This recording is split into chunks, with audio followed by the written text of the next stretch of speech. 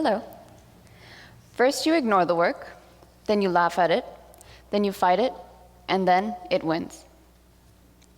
I'd like to start my presentation with a quick question. Does anybody here know about the mixed feelings associated with binge watching TV shows? That's what I thought.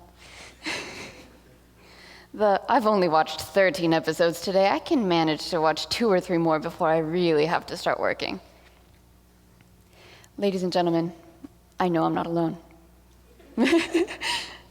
Unless I am, in which case this is kind of awkward. But the point is that I'm not lazy, I'm procrastinating. Though commonly seen as laziness, procrastination is actually the fear of failure and the lack of self-confidence associated with completing a task. The task will eventually be completed, but it's just going to take longer than expected, I guess. The task or procrastination really has nothing to do with the lack of time management skills, as it's usually said. In fact, a procrastinator will just put a task off without saying, or with saying something like, "I'll do it later," or the famous line, "I still have time." Their intentions are to complete the work, but just at a later time, like I said before. A lazy person, however, will say, "I'm not even going to try."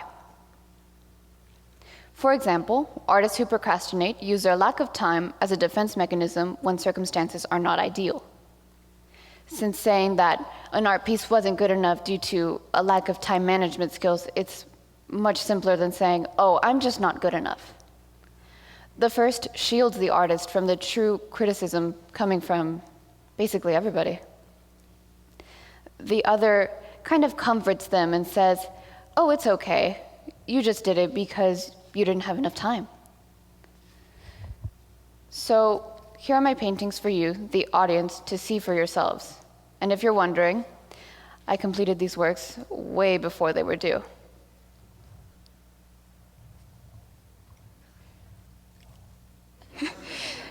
While showing you my work, I feel like I should give you a quick background as to how I got into this project. So here it goes. On the first day of senior year, I was informed that we, the senior class, had to complete a year-long project in order to walk at graduation.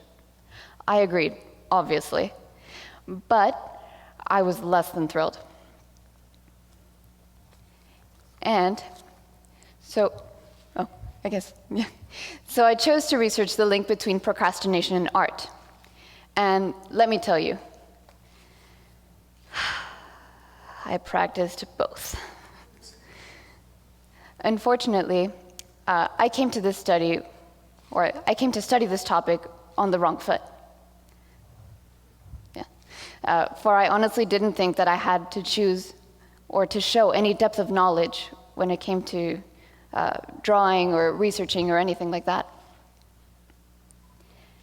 And though it pains me to say it, I was wrong. My project actually made me realize why I procrastinate and why I feel the need to avoid confrontation with my teachers. You see, for most of my academic career, my reputation was established as being just Jerry or Mina's daughter.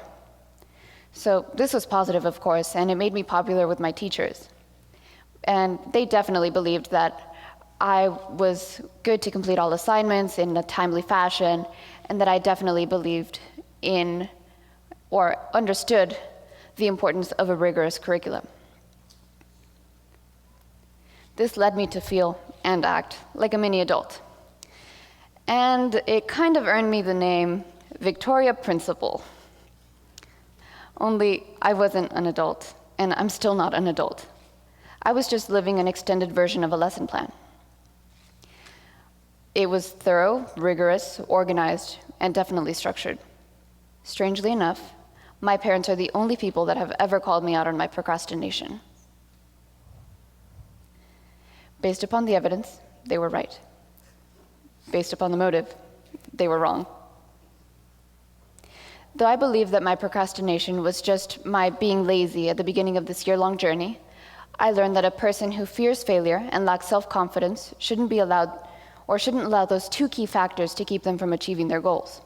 More so, I learned that a student who is presented with the opportunity to learn something of their choosing is likely to have a learning stretch that is relevant to him or her in the end. And now we're at the end. Thank you.